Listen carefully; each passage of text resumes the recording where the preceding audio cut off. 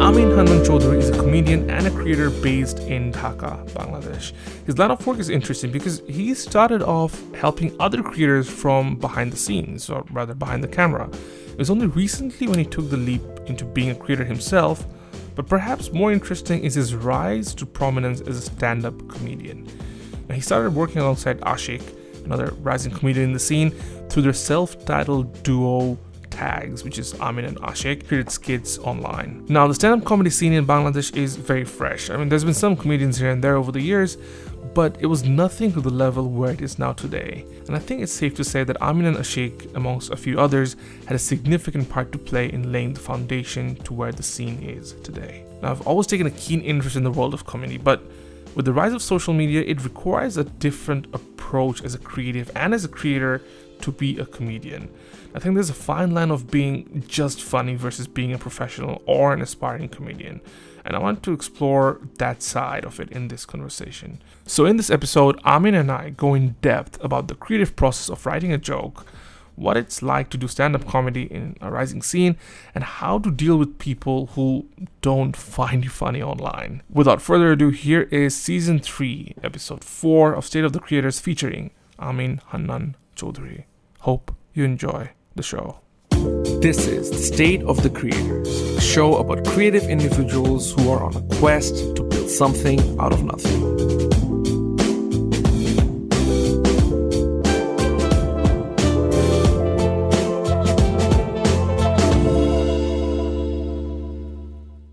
Cool. I mean, you told me to just start, so I just started, but I don't have an intro. As you said, you've seen and heard some of my channels, so some of my work on channel. But do you have an intro for any of your shows? So usually I've heard that people who ask this question to their guests, the guests are usually not that popular. They have this intro. I don't have an intro for you because I'm not popular enough. But for those of you, for the two of you who know me, and for the rest of you, I'm Amin. I'm a stand-up comedian in Bangladesh, and I make online videos. I have a podcast like this, and we do live shows. That's basically it. Actually, first of all, I want to welcome you to a proper podcast. Which, yes. Also available on audio, Right. which a lot of people actually listen to. I wanted to ask you this. We had a bit of a conversation in the comment section, I remember, where you were saying that there has to be an audio version for the podcast, right?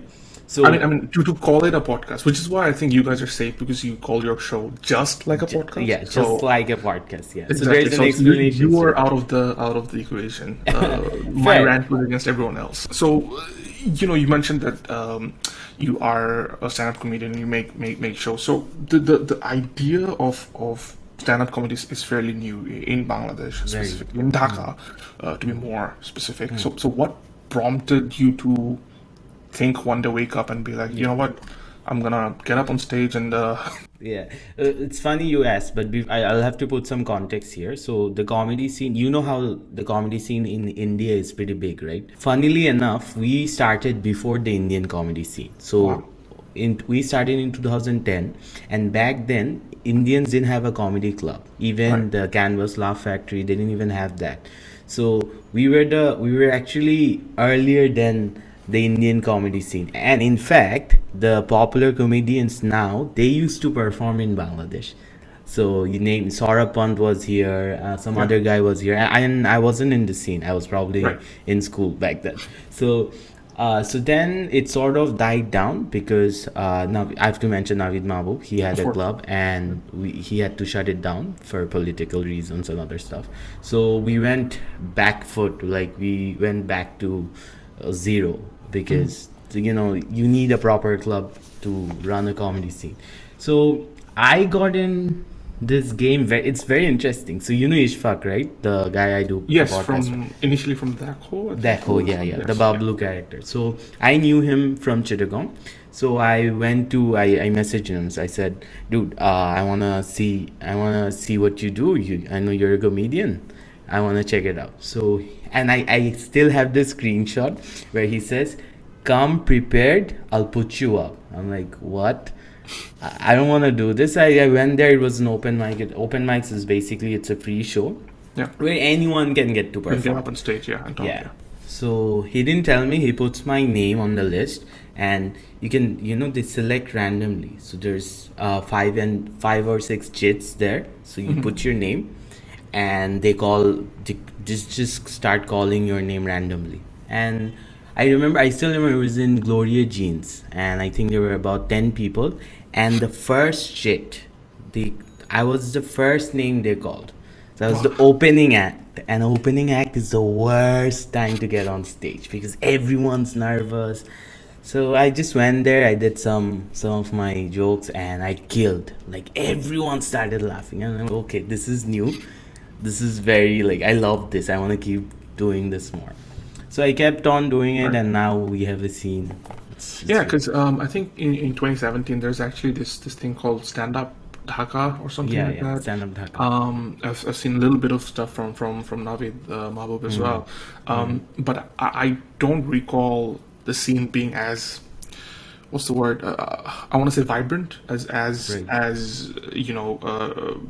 as many people paying attention to the scene. I think the only difference now is we're more active on social media. So I think that's the difference. That's basically it. We just uploaded videos on the internet. That's doing the Andrew Schultz. and the same model. That's actually my next question, and you've kind of answered it. But why did you decide to build a community on social first? Because it seems like despite doing the shows, you are doing and the physical stand-up shows, you're uploading content with Ashik on a regular basis, and you go by the name Amin and Ashik, almost like a duo performer thing, and you guys almost weekly post up stuff, and especially during the pandemic, right? What made, was it a conscious decision modeling behind someone else, or was it more like we're stuck during a pandemic, pretty much like a lot of other people that just start posting? We started even before the pandemic. The main idea was when we did live shows, 3 or 4 people would show up. Like, that was very sad. I remember this one time I went to an open mic, and there's just 2 of us, me and the comedian and the sound guy.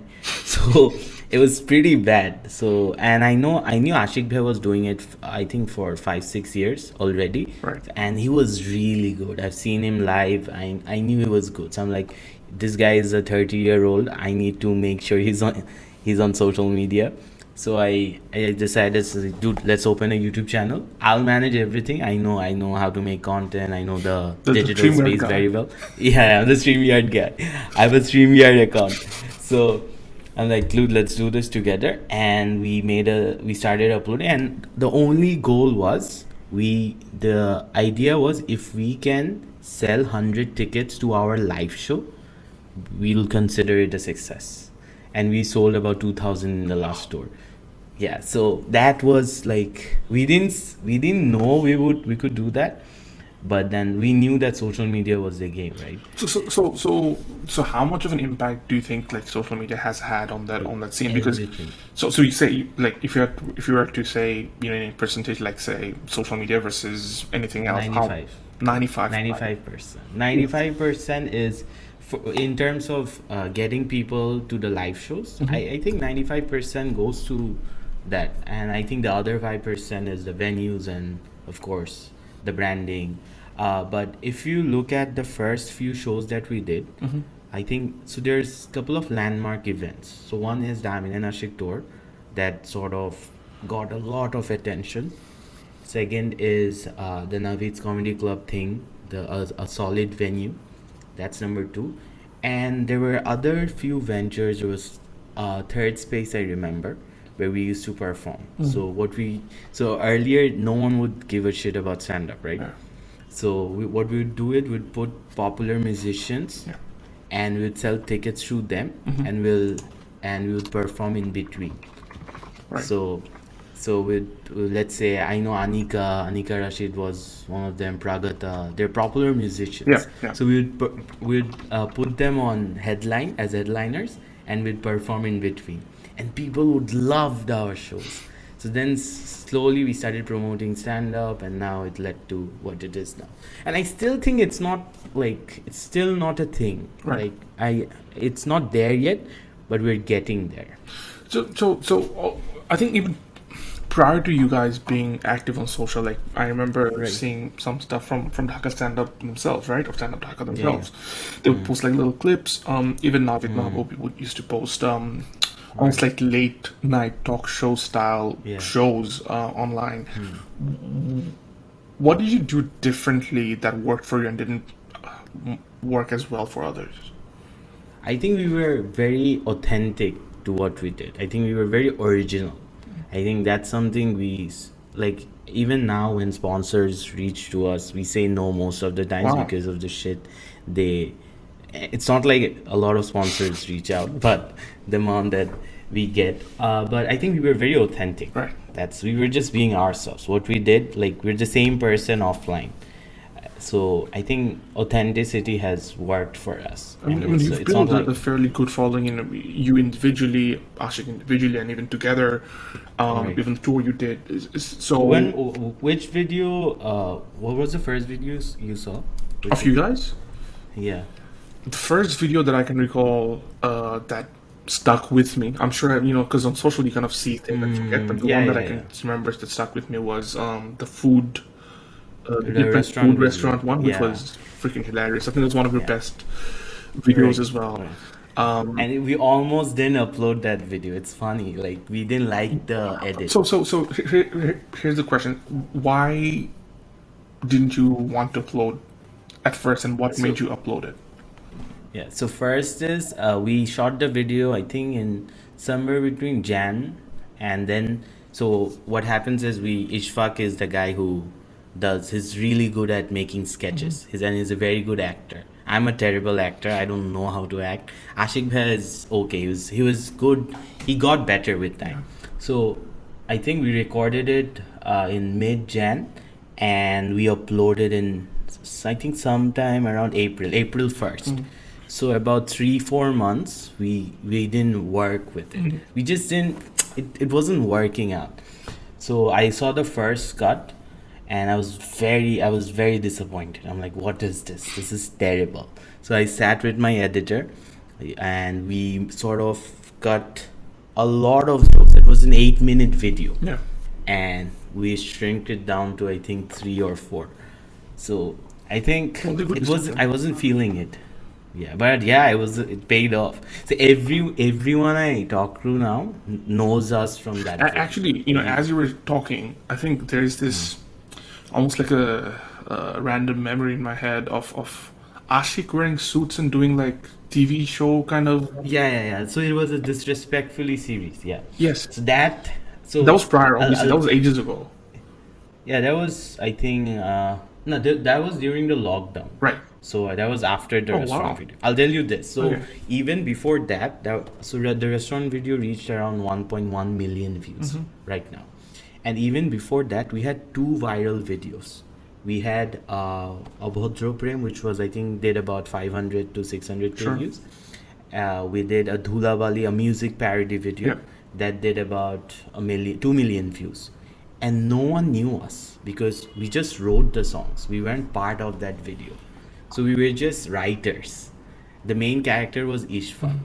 So, but then with the restaurant video, it sort of gave us an identity. Right. So we became the face. And then with the Disrespectfully series that you're talking about, that got us into a solid following. That gave us a lot of following because we would upload, I think, almost every 10 days.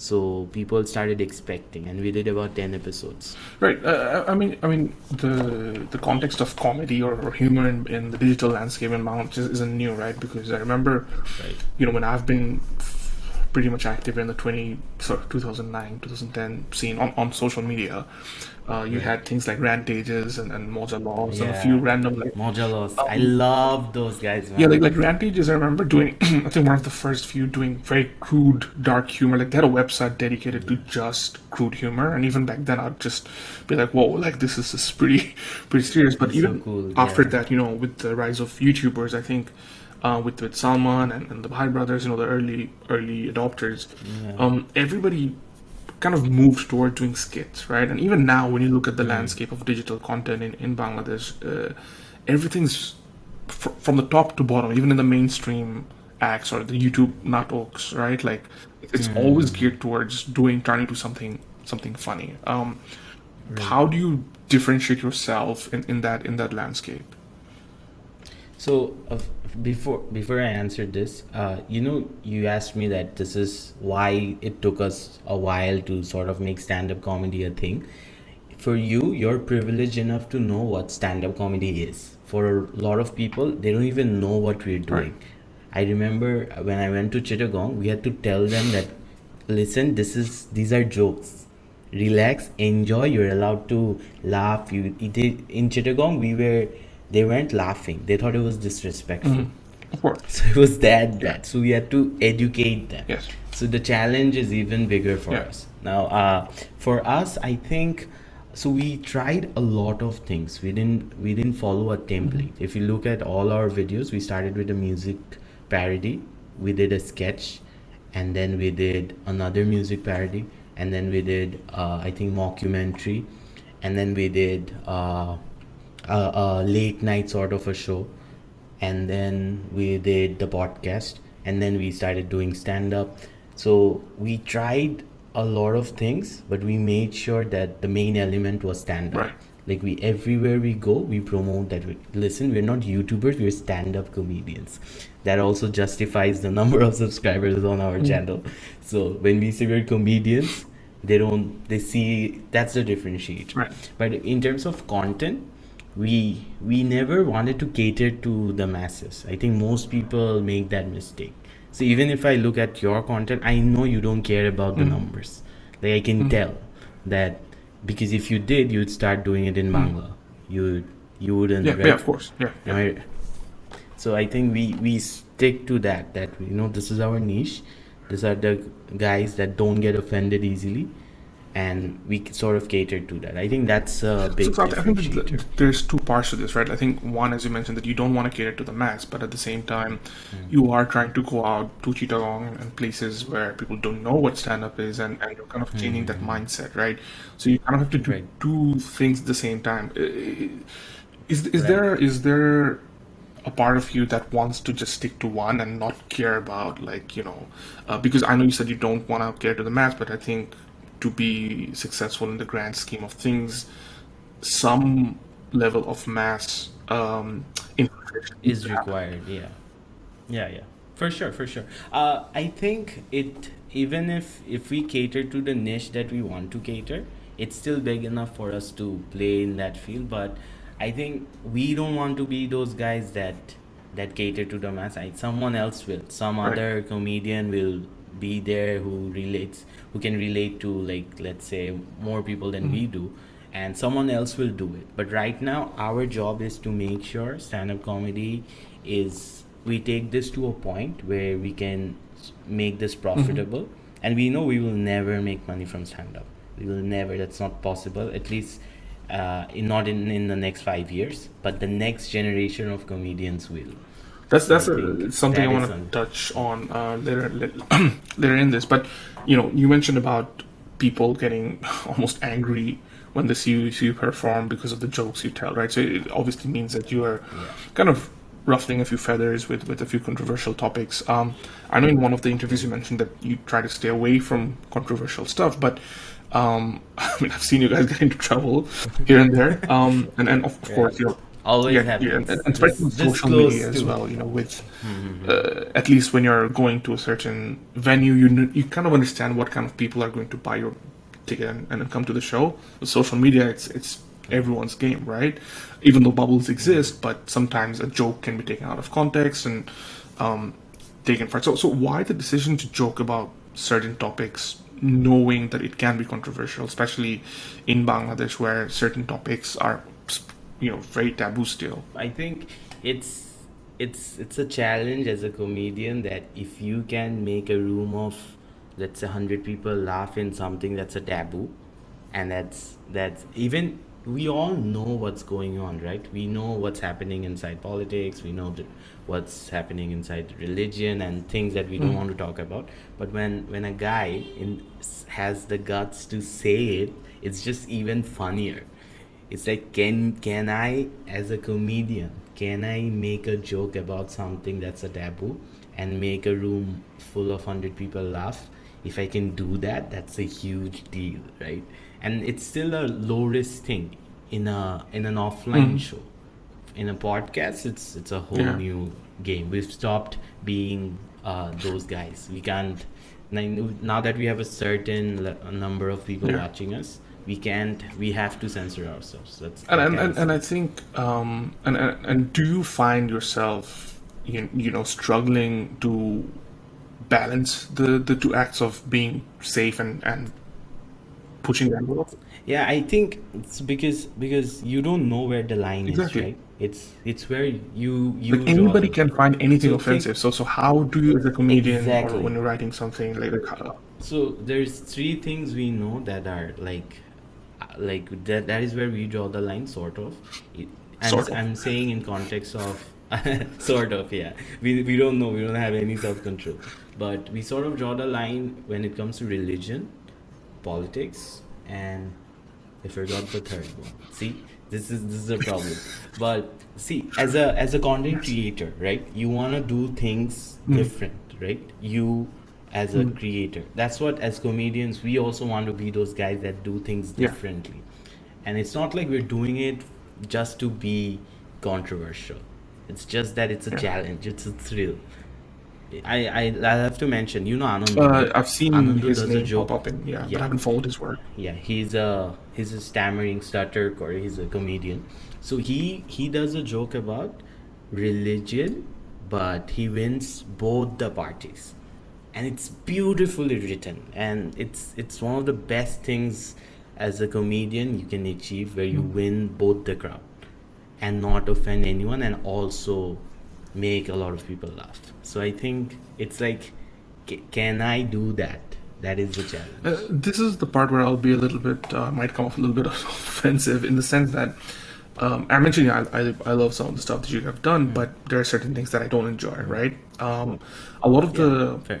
stuff, and I've kind of mentioned in a lot of the live, shows that you've done online, as these questions here and there.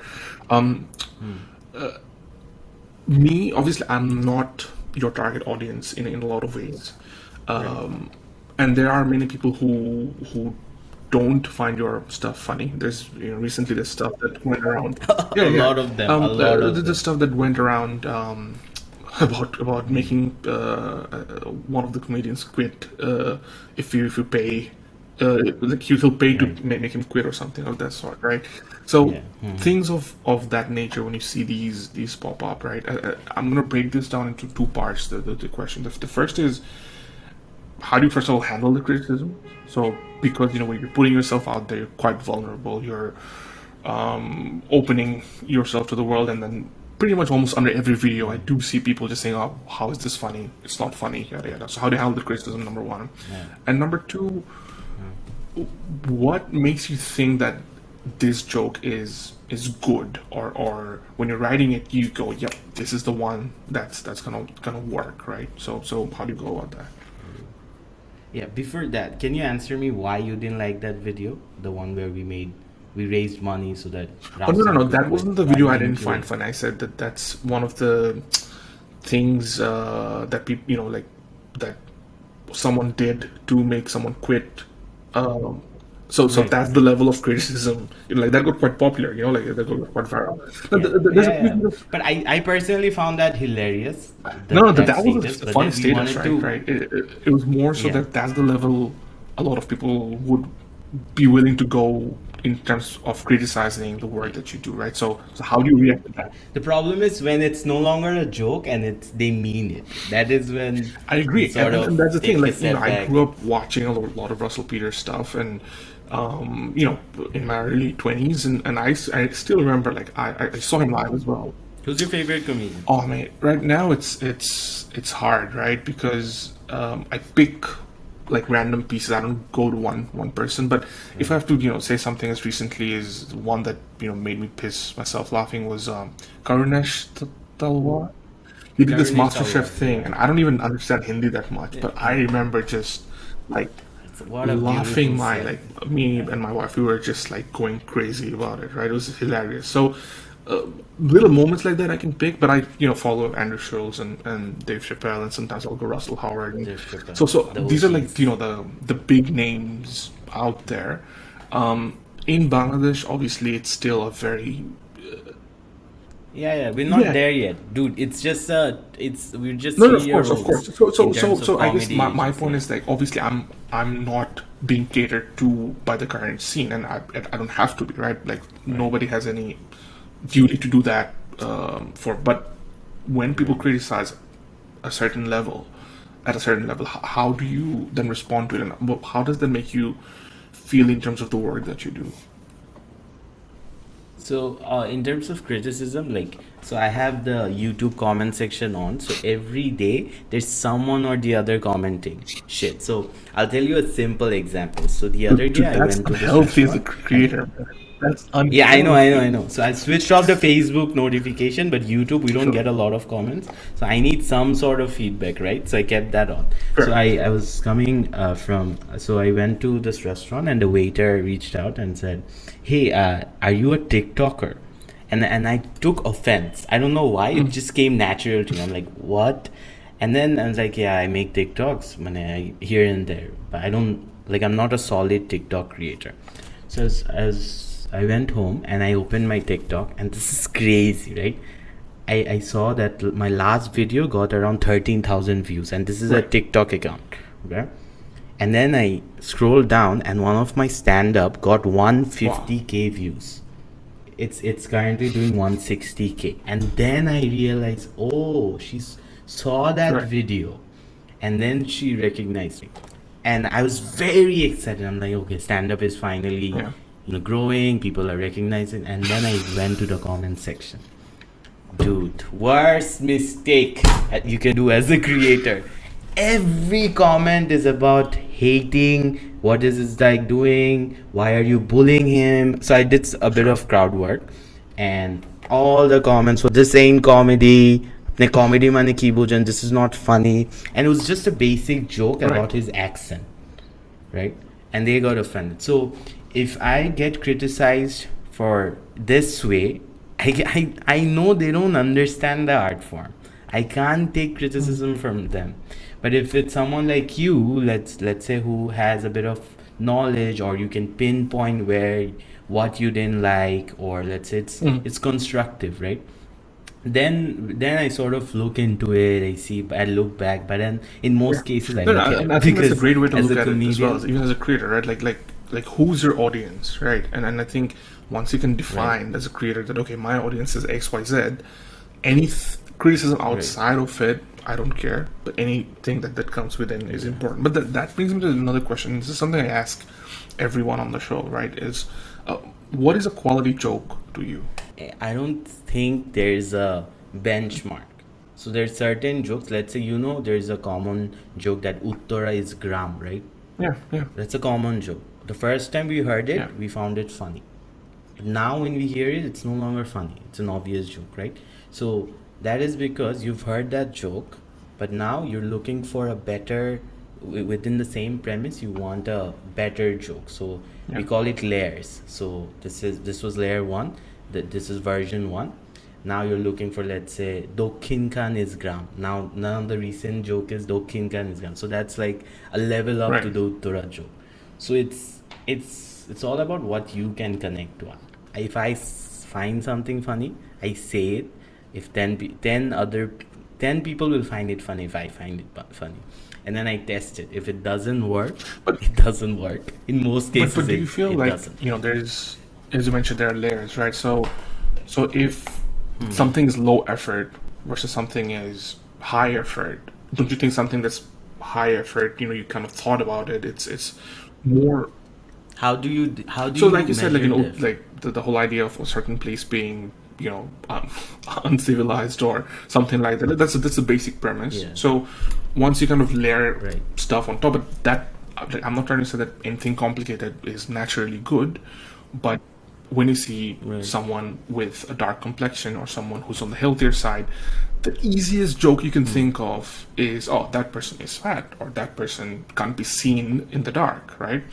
So that's Right, like right. the Obvious very way. basic thing that almost anybody can say. So when you so Right. when you joke about these things that come off as, and this is my opinion, obviously, well, when things that come off as low effort, I think that's when people start thinking, oh, I've not only heard this 1,000 times, I made this joke when I was in class two, because that's when my level of bullying Right. or understanding came into being. So I think Yeah. that's why a lot of people, especially on social media, because you've hit a certain age where you're attracting people of a certain category, of a certain Age demographic. group. And, Yeah. and I think that's why it's coming. But, like TikTok, for example, you have no control, like who the algorithm is showing it to. So I don't think you need to really think about that, right?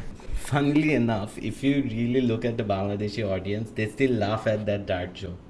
That Exactly. Bondo Kare Dekha Exactly. China, that dark joke, Yeah. it's funny for them. In fact, we've tried this. Some of the jokes where you have to think in Bangladesh, when we do stand-up comedy, when it's a bit critical, when the joke is a bit too, you have to put some thought into it. We take a pause after delivering that joke. We take a pause so that the audience gets a bit of time to think, and it works.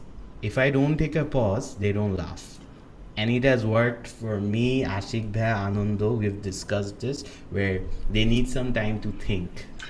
So so it Yeah. so to answer your question, if I'm doing a show in Chittagong or let's say Rajshahi, where the audience is not, the access to information is not there, I Yeah, have to and dumb I down my think jokes.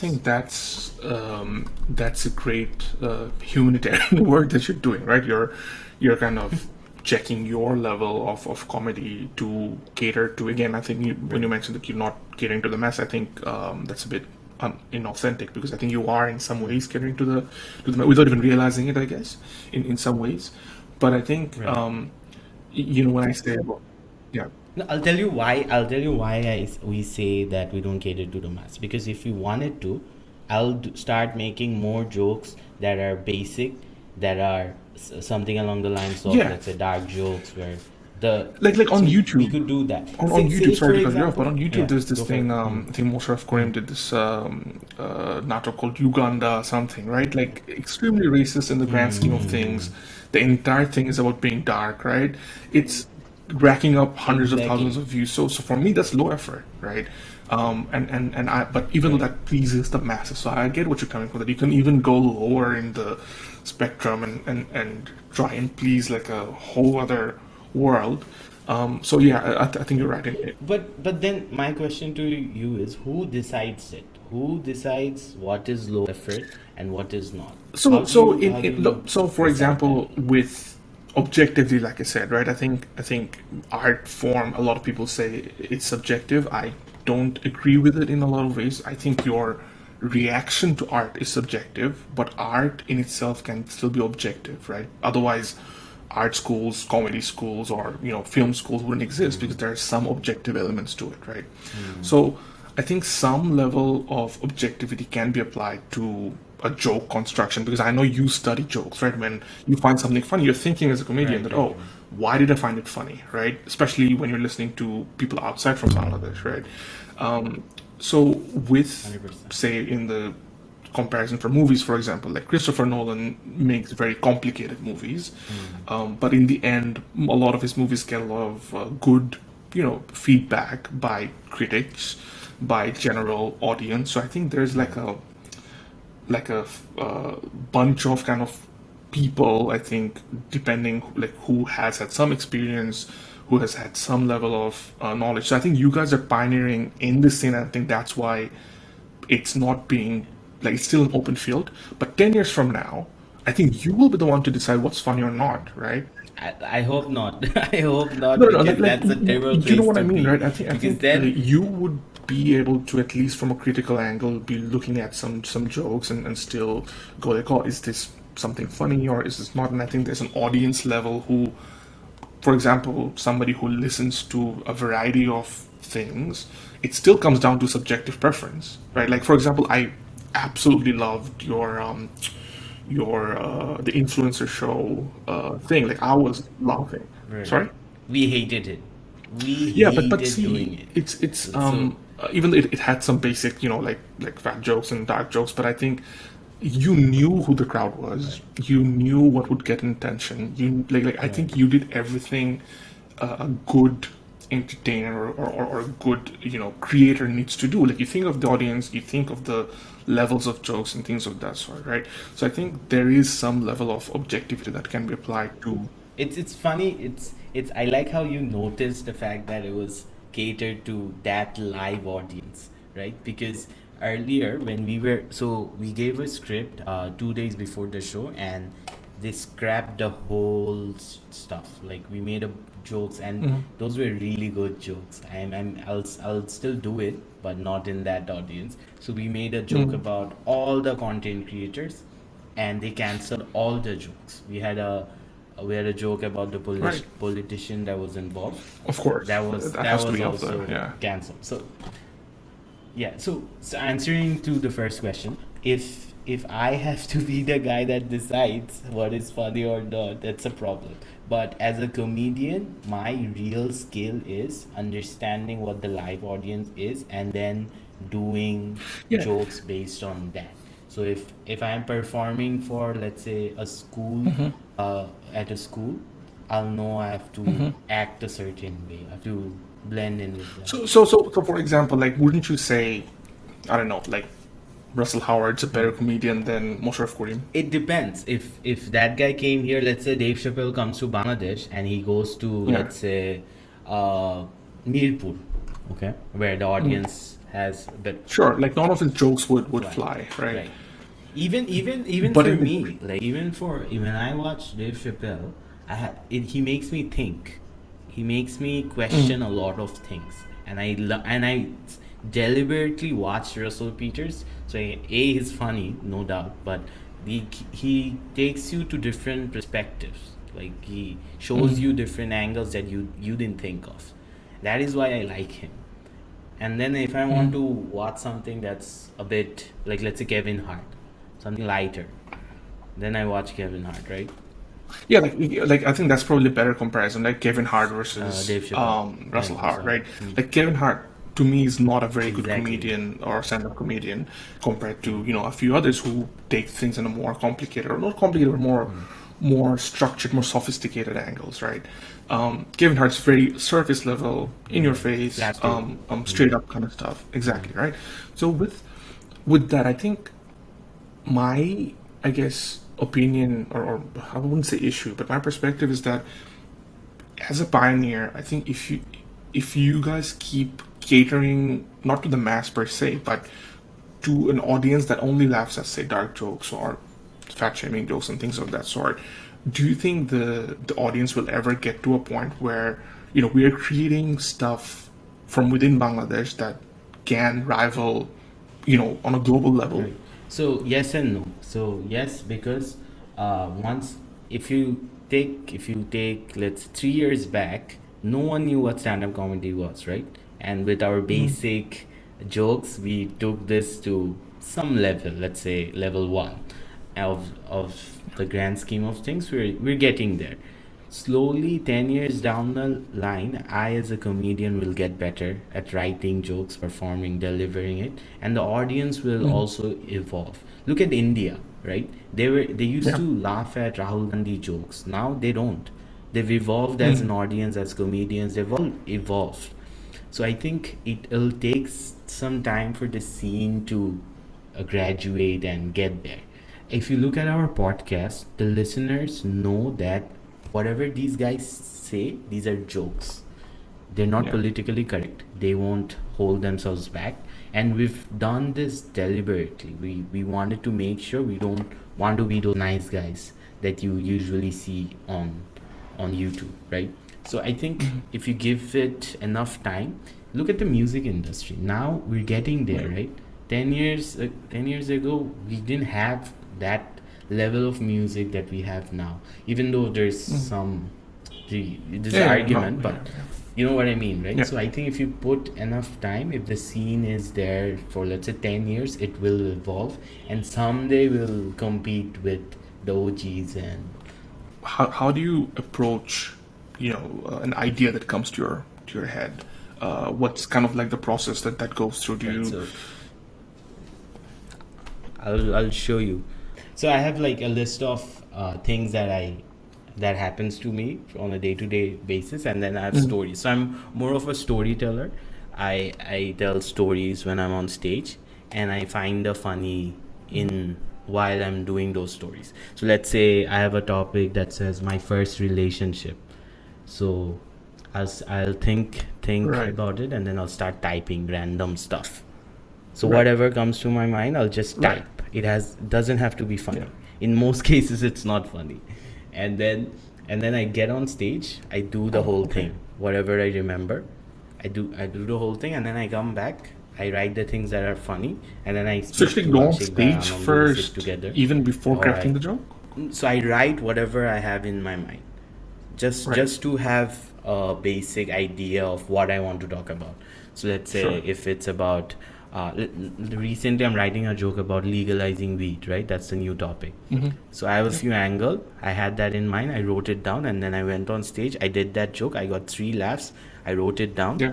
and now I'll milk it. Now I'll add a punch it, try to break whatever it's there, Right. find every angles, and then talk to comedians, talk to random people what they think. I'll probably ask you what are your thoughts, and then I steal a lot in terms of from So a lot of conversations. feedback, Yeah, like back and forth. a lot of feedback, man. It like I wrote it took me almost 3 years to write my first 20 minutes. So but back then I was shit, right? And it didn't matter if I failed. Now there's sort of a expectation that okay, this I mean, when you get up on stage, it almost feels like you are very natural at it, right? And I've seen that. I mean, whether or not people find the jokes funny or not, I think a level of presence is still needed just to be able to even Of course. get words out of your mouth. 100%. So how much of public speaking exercises or training do you do like outside of jokes? Like, do you practice, visualizing the stage? Do you practice anything that's related to public speaking? Not entirely. I think it when I was in school, I was always like the extrovert kid, and I come from a family that's everyone in my family is very funny. Like even if it's not healthy, but if you want to be a part of the conversation, you have to be funny. It's like that. So naturally, I had to be funny. So and public speaking, I think it came to me naturally, but it definitely helps. But I think the difference, why I'm comfortable on stage, because even last month I went on stage at least 20 times. So I'm getting on stage every other day. The practice. The practice now. Practice helps. Yeah. So when I started, I was shit. I'm still shit, but I've still improved a lot. But you're less shit than the Yeah. time you were the first time on See, stage. that's the goal. You have to be less Exactly. shit. Yeah. No, that's awesome. So I want to kind of go a bit deeper. So with comedians, right? Like, I consider myself funny among friend groups. Like, Right. obviously everybody's funny in their friend groups, and sometimes we all make jokes, right? But when I'm down, when I'm upset, I can decide not to make a joke, and I can just stay to myself and Right. feel upset. And so as a comedian, or when your project or passion is entirely based around making other people laugh and actually making yourself laugh before you get to do that, what do you do when days aren't good, when you have mental health issues, or when like how what do you do in those days? When we were on tour, that a day we were doing the Chittagong show, it's 4 hours before the show, I find out that my uncle passed away. So, and I had two options.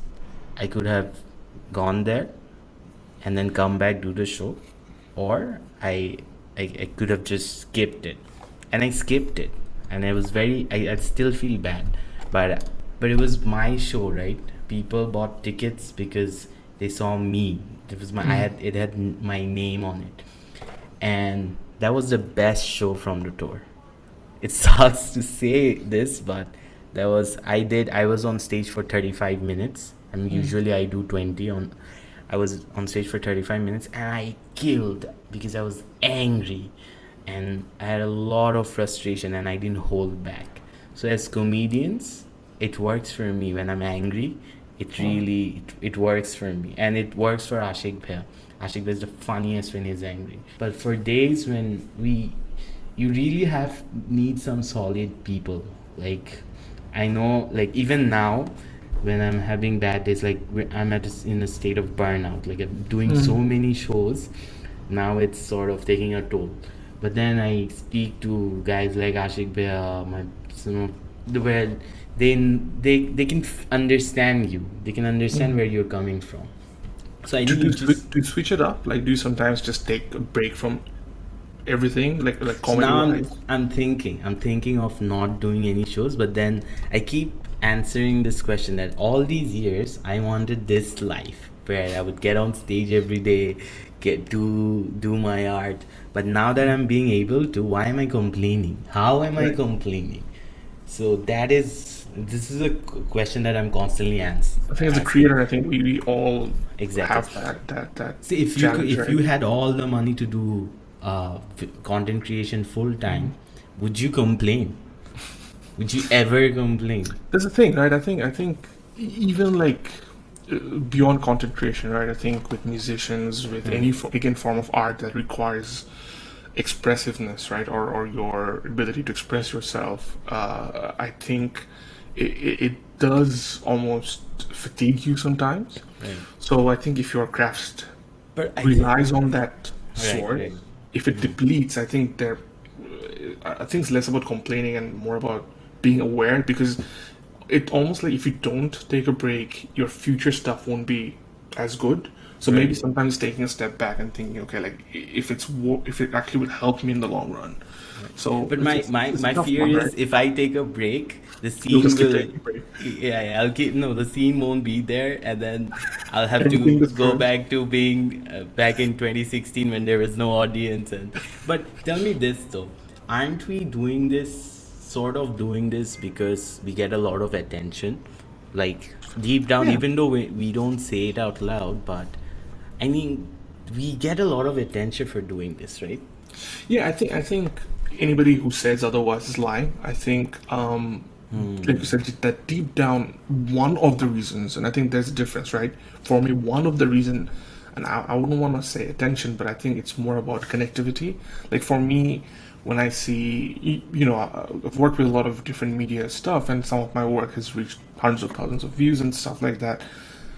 It's good to say that number, but the things that I remember the most is when a comment in there says that, oh, I was having a bad day and this made my day, right? Or something of that sort. I think that is something, like, if that is a form of attention, but I think that connectivity to your audience or to someone that you meant it. I think it's validation. Validation is, we're Absolutely. all doing this for the validation. I think we Yeah, have I some think sort of anger, childhood trauma that we have to prove a point, and absolutely. we're all I think doing this. once you put stuff out to the world, you are you're looking for validation, right? 100%. Because otherwise, what's the point? Sure, you can do it for yourself, but then you don't have to put it out for the world. You can just keep it to yourself as a hobby or just a passion. So Passion. basically, all this gurus that say follow the process, love, do it for the passion, they're true, but also you also need to have that Yeah, I think it's that validation seeking. ratio, right? I think if somebody's doing entirely for validation, I think that's a problem. Right. I think that's not sustainable because there are days when you won't get views, you won't get an applause, you won't get, especially when you're used to it, right? I think you're Right. still building yourself, but say, imagine Dave Chappelle, right? He's doing sold out shows, or any big comedian doing sold out shows, but what if there are days when it's not happening, right? Yeah, and That's also I when the think validation is not gonna work. yeah, yeah, true. I think also every content creator has a shelf life. So if you rely on the validation, you're screwed because 3 or 4 years down the line, you Exactly. won't be relevant. 100%. And I think, which is why I take so much pride with Plantech, because we've been going out for 10 years, I right? love this stuff. We just celebrated 10 years. And I think a lot of it is because we didn't, or we needed the validation. Like we enjoyed looking at people reacting and stuff, but that was like it was still feeding back to the community, right? Building that community. And I think that's what you're Right. doing great with the online stuff, is that you're building a community through comedy and humor, That's the right? goal. And I That's the think goal. once you have a community that sticks, honestly, it becomes a shield against any sort of criticism, which has good sides and bad sides, because then you are kind of building this bubble where everyone's just self-patting and you don't look at the big picture. But at the same time, I think the net positive of building a shield with the community is better than the negatives, right?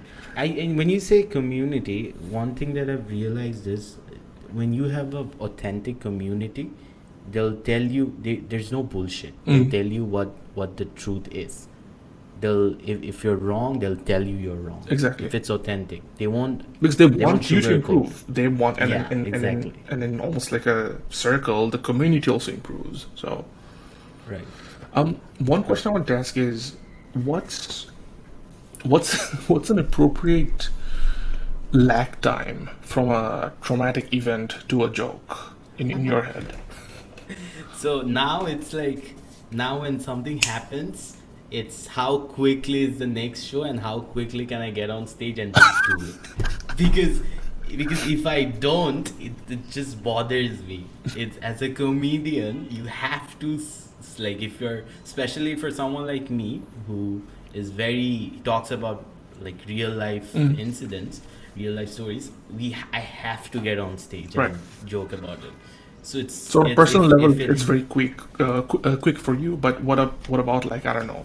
So without being too political, say 9/11, right? Like when 9/11 happened, Yeah. it was very serious. It's still very serious, but obviously decades down the So line, people make it's, memes about 9/11, like left, right, and center, and nobody even bats an eyelid, right? So what's that lag time on a public sphere, a public event for you? so I think In Bangladesh, it's what we've forever. realized, it's forever. It's never. It's where you're doing the joke. if you're doing it online, you're screwed. Yeah. It's never. Even 10 years down the line, people won't forget. Yeah. And worst thing is, once in the Bangladeshi community, I've noticed if they hate you, the probability of winning them back is very low. I think they hate you as a person and not the joke, and I Right. think that's a problem. I think it's the same outside as well, right? I think, I mean, I have opinions about certain things, about left, right, and all this, especially like comedies, like, almost hijacked by political issues these days, right?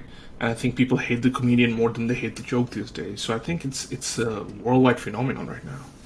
Right. Yeah, I guess so. I'm speaking from Personal more from a experience. context of, yeah, Sure. probably that. But I think the lag time, I think it's, so we were discussing this the other day as comedians. The thing is, when you're touching a sensitive topic, you first have to win the crowd over with basic jokes where Break the you ice. have to break the ice. They have to like you. You have to establish the relationship, and then you say that joke, and you say it with, you give the disclaimer. You know, when the guy that shot himself on Facebook Live, that happened. Yeah. Ananda went on stage that very day and did a joke, and everyone loved it. And it wasn't against that guy, or he wasn't taking sides. It's almost like you're paying tribute to the person. Right. It's in a weird way, right? I think It's, if I you're wouldn't a say family, tribute isn't you the right feel word. bad, but in a lot of ways, I think people who have the ability to laugh at tragic So it's events. not when it's, so the question is, are you as a comedian, can you make the room laugh Right. with that? Do you have that ability? Because if they're offended, the crowd is always right. So if they're offended, you're a bad comic. Right. And I think it's the skill of a comedian. One thing you mentioned earlier today was that you think that you're not gonna ever make money out of this. And especially looking at the ticket prices, I think you mentioned it's like what, 100 taka or 300 taka ticket price, which is like less than $5 in the world stage, right? So obviously that's an issue, but why do you think that's the case? First of all, I mean, obviously there's not enough crowd, but what can we do to improve it? I think that's a better question. So I'll walk you through the numbers because I'm very like open Yeah. about the ticket prices and sales and what money we've made. So when we did the Amin and Ashik tour, we lost around 50k. 50k, and all the money, all the videos we made, all the sponsored content we made was to fund that tour. And we weren't just the four comedians. We had a manager with us. We took some of the junior comedians just so they could learn and stay with us. Whatever money it was, we put a lot of money, our money, my personal money. We not personal, like the money we made from sponsor content. We just put everything there, and then we edited the videos. We paid the editor. We shot all the videos. We paid the. No one worked for free, so except for the manager. But so we sort of. But then, if you look into the grand scheme of things, we sort of made this mainstream, right? Yeah. The price that we paid was worth it. Now, how do we make money? So, to put things into context, if we did a show yesterday, I think the day before, where we sold 200 taka tickets. We made about 6k. We gave half of it to the venue, and the 3k rest, we probably gave it to, I think, the organizers. So the It's economics peanuts doesn't in make the grand scheme of that's things. It's peanuts, nothing. right? And then there's 5-10 performers. How do you split 3k or 4k? So I'll tell you how people in the US make money. They make money through drinks, not directly through tickets, but they sell alcohol, right? So they make money through that. We sell fuchkas here. The alternative to alcohol is fuchkas. Even, like probably the cheapest item you can get on the street. Yeah, One of the cheapest. 70 takas. Yeah, so I think one way to make money is corporate shows. That's number one. Number two is a sponsor content that we do online, even though it's not feasible.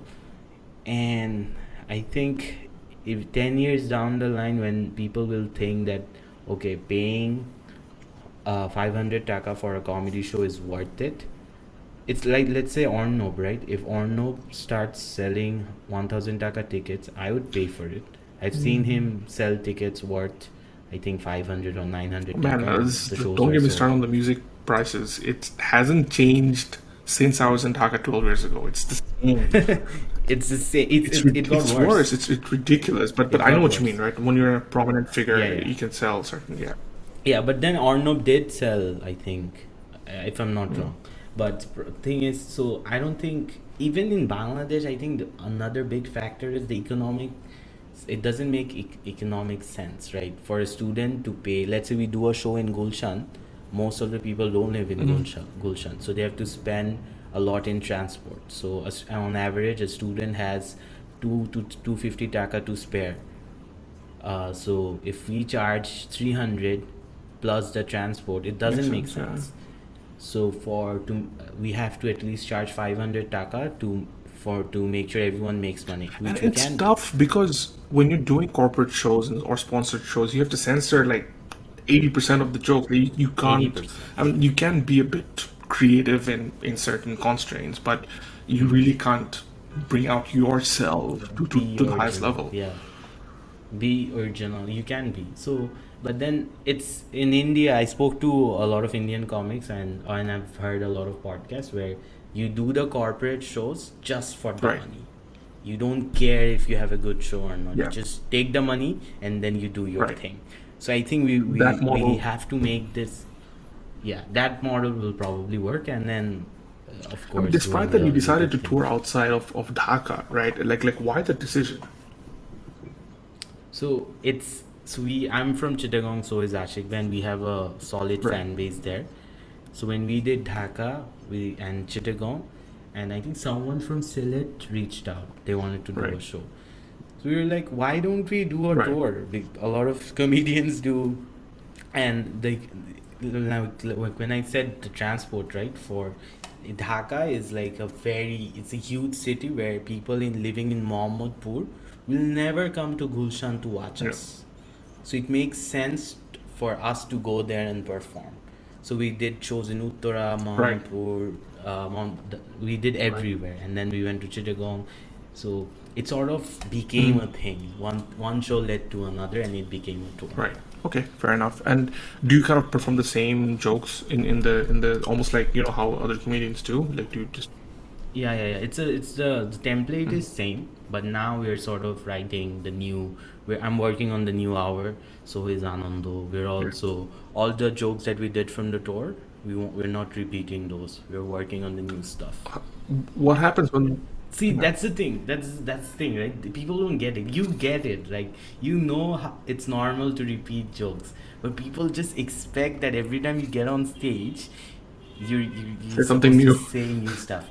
Yeah, and worst part is they come to an open mic and they think it'll be a good show. Open mics are usually shit.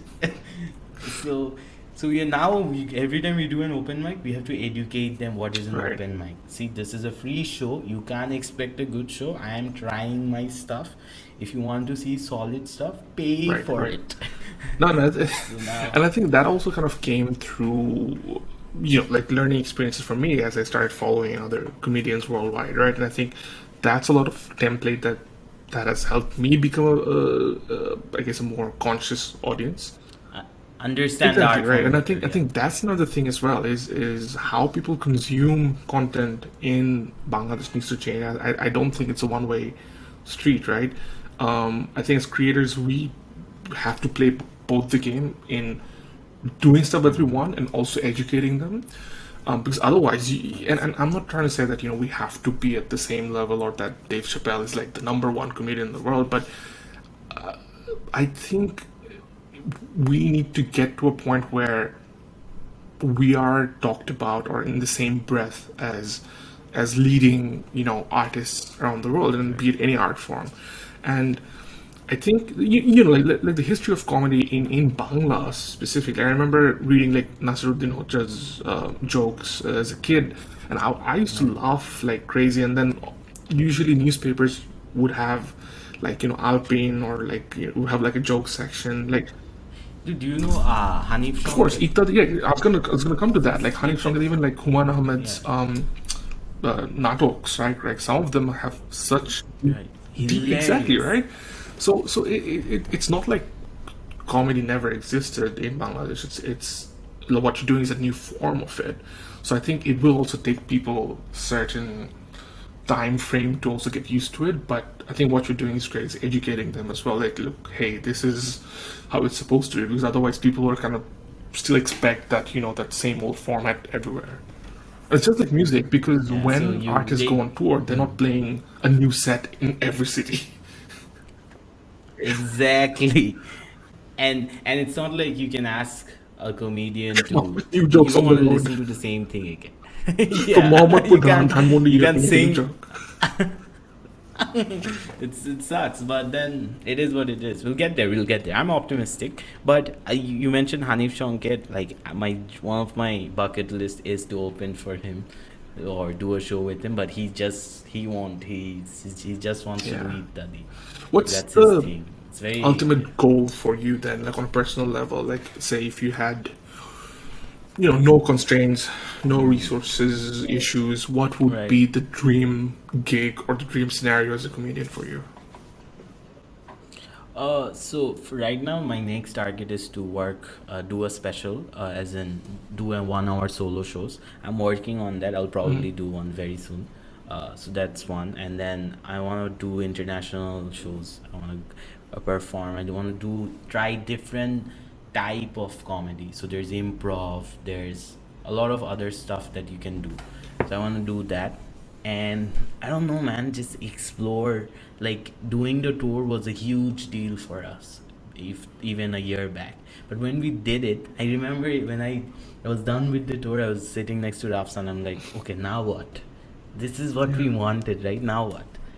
And this is like you just have to But so work on the you said next you thing. wanted to do So international shows, right? I think it's tough, isn't it? Because now you can't use the Uttorais, you can't use the Uttorais ground joke in Thailand or somewhere else. ground And I joke, think it worked. And most of my comedy is exactly, in and I think Bangla, that's the so tough part about yeah. Bangladeshi, artists, is that we tend to have this connection, deep connection to local stuff, which we can't always translate to a wider Western or even like a wider South Asian context, right? Right. So I know Right. again, yeah, Look, think of this in, let's say, for comedy to work, you need really strong cultural references, or you need to have really strong culture. Bangladesh, I don't think, has proper like rooted culture. We've sort of taken things from here and there, right? Let's say we all of us watch Hindi I think we serials used to have majority. rooted culture, We like I know. said. I think that yeah, Yeah, not. yeah. We I think we're used kind of losing it exactly. slowly. So yeah, we're losing it slowly. So the reference is usually mixed. So I think that's also an issue for comedy to grow. And I've read somewhere, this is not backed up by research, so correct me if I'm wrong, but Bangla as a language is not uh, fit for stand-up comedy terms, because I think some alphabets are Well, missing. If I'm dude, so, I would pay this for is an research on interesting case that. You know, study. like I think that's stuff like that fascinates me. Sometimes I used to think that can we do like music in Bangla for different genres? Like I think like can jazz, for example, be as Right. profound in Bangla as it is in English, or even hip hop. I think Exactly. hip hop's definitely changed. The game's really good right now. But initially, like, how do you come up with certain flows and bars and things of that sort? I think, yeah, like Yeah, I don't think we're the right guys. I don't know. I don't think you do I music. do actually, yeah. You don't, right? You're just.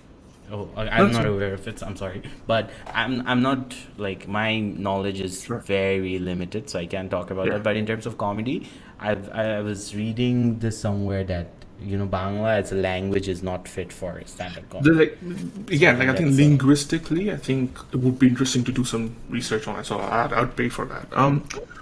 yeah. What do you expect, like, in, let's say, how do you see the stand-up comedy scene in the next 5 years? What I would love is different comedians for different audiences, right? Because I want stuff that I can relate to as well, like as someone would, in their circumstances. So I think one thing that you guys can do is look at that. Okay, like what are the different demographics? Like there's these 40-year-olds, Yeah, we have corporate Naveen workers. Mabu for that. There you go. Exactly, right. So and then you've got like the 20 somethings. But even then, there's so many different sections within the 20 somethings, So right? So you've got yeah, so one of the so things we plan to do is, we're going to bring a transgender comedian very soon. We're going to try. So we did one with the celebrities, right? With the influencers. So we have yeah. a few shows planned out like that. So once Ashik Bhai gets back, we're going to do another tour, and then we're going to do more of that. So Mm, you'll see a lot of variety in the coming years, if there's a scene. that's cool. Finally, a few questions towards the end of the episode. What do you think is the future of comedy in the world and in Bangladesh? So people are getting very sensitive. I'm really starting to get worried. Not in context of Bangladesh, even in as so everyone's woke now. So, and everyone has a new definition of being woke. So we really need to decide where to draw the line. Give comedians a list of things we can't joke about, and we'll stop. We won't joke about those. But then don't get back to us saying that you're offended, or it's just that we need to take things a little lightly. It's only going to get worse. And Mm, as a comedy scene is getting a lot of eyeballs, like every other art form, this will also be affected. So I'm mm. worried, but I'm also optimistic as to where, if we'll get new comedians. I'm optimistic in terms of the comedy scene growing, but it comes with a lot of challenges as well. And I Right. think, I don't know, man. It's better to be optimistic than be a pessimistic, right? So I'm And hopeful. you've already decided that you're not going to make any money out of it, so might as well start building the the community on a Exactly. wider level. So we've got to Exactly. be optimistic about something. Yeah. Personal goal in 5 years. Have two specials at least. Perform in all the districts in six whatever, and do at least one international show, where I can establish myself in the international circuit. at least in India. Let's just say the bar is low, but at least India. And India's bar is quite high. and now, But yeah, I yes, know what you yes, mean. yeah. In terms of if you can do that, and if hopefully we can do this full time. I know I've said that we won't be making any money, but if I'm being optimistic, might as well just say that I can do this full time. And I don't know, man. I really want this to be like a every week, everyday thing for the audience to go to a comedy show and have a good time. So Right. we no longer have to think about whether people would turn up to our live shows. I think that's the dream. Like, let's say if Arnab goes on stage, he doesn't have to worry about ticket sales, right? Right. We want to get to that level. Forget the money, we just want the audience. No, that makes sense. And finally, for someone who wants to get into the scene to becoming a stand-up comedian, what are 3 things that they can start doing? Nothing, just come to the live shows. Just come to the live shows, have fun, and it's a very small scene. Just come, get on stage. You don't even have to write, just come, perform, and you'll be a comedian. So just that's how we all started. I think that whole idea of practice, as you mentioned, is critical here.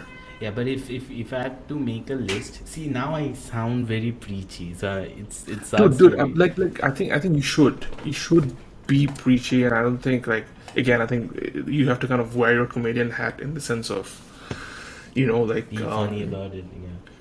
Yeah. no, it's more like you shouldn't care what somebody might think, that he's Yeah, but like he's as- giving I don't- advice. Yeah, but then for me, it's like I know for a fact that I'm not good enough. Like I'm No, I probably know the you're best. growing. Yeah, I I'm know the you're best growing, comedian in Bangladesh, but then there's Yeah. just 5 of us, so it's not a huge deal. So yeah, but I think 3 things: just write, get on stage, and go again. That's it. Right. Good stuff. I mean, it was a pleasure. Thanks Good for friend. Good donating your time to this. Dude, I also love don't make this any money. stuff. Yeah, I know. Doing that, Or else I would so- have asked for money. Exactly. So, dude, appreciate the time. Yeah, hopefully Love this I'll be able to stuff. catch one of your shows when I'm. I wanted to ask and, you this. And though. hopefully, sorry, I I'll, cut. sorry. Yeah, I had a question for you. Are you a crazy Matt Develler fan? Not a crazy fan, but I do follow a lot of Matt Diavolo stuff. Yeah, Because he's when one I of the saw your YouTubers. channel, I'm like, dude, this is because I'm a crazy Matt Develler fan, right? So I was like, oh, we finally have someone that is not exactly like him, but has a bit of like you. I can tell that you like Influences him. are there Yeah, for sure. influences Yeah, are yeah, there. yeah. And I only hope to have biceps like him. All right, I think I this do is super fun. appreciate it, and yeah, we'll hopefully catch a live show soon where I will Perfect. get to laugh. I hope. And, Yeah, sure, for sure. Just let me know when you're in town, and I'll just. Sounds good. All right, dude. Catch you soon. All right.